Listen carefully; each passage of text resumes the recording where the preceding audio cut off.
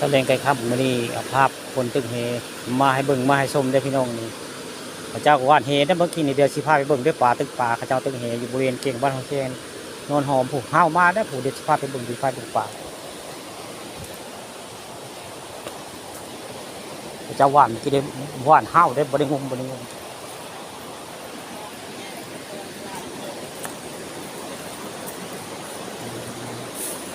โอ้ว่านห้าวเลยบ่นี่โอ้คักเนาะ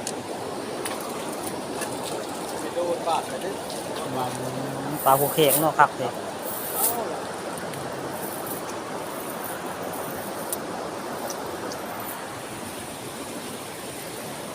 คักแล้วปลาหัวเข็งเจ้าชื่อคักนะถึงแล้วก็ว่านห้าวเลยได้เลยปลาหัวเข็งเจ้าหมองนี้ก็จะเป็นน้ำรอดพื้นนะหมองนี้ห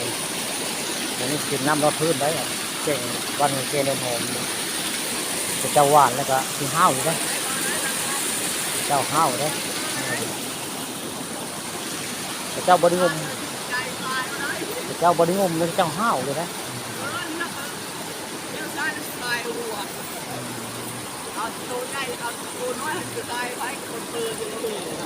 เขาเสบุเลือกเขาซื้อเลยบุเลือกตัวน้อยตัวใหญ่ดอกเขาซื้อมาลาบกินอยู่แล้วบุเลือกเขาขายคือซื้อเลยได้นี่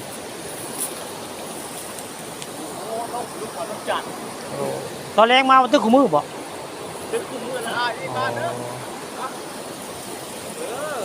มาเลยแม่ยาวจุดไหนเลยเนี่ยโมอยู่พบได้เลยจ้ะคนไทยตึกเฮคนเราคำเลือกกับตัวน้อยเนี่ยคนบริขายได้คนเราลูกค้าว่าน้อยใหญ่ก็จะซื้อมาลาบเลยไง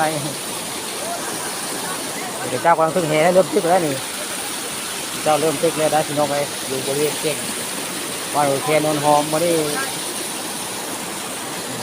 จานกุ๊กมันม่วงคำในพามาซื้อปลานี่แหละปลาเก่งโอเคนนหอมนี่แหละนี่มาซื้อปลาก็เลยให้มาถ่ายหนังน้อยให้เบิ่งเนาะให้ผู้ติดตามเพื่อนในเมืองที่ชมไว้ไงนี่คือภาพบรรยากาศเก่งบ้านห้วยเคนนหอมนี่คุณว่านเมื่อกี้ได้แหกว่านคนละบาทชื่อกูบาทนะ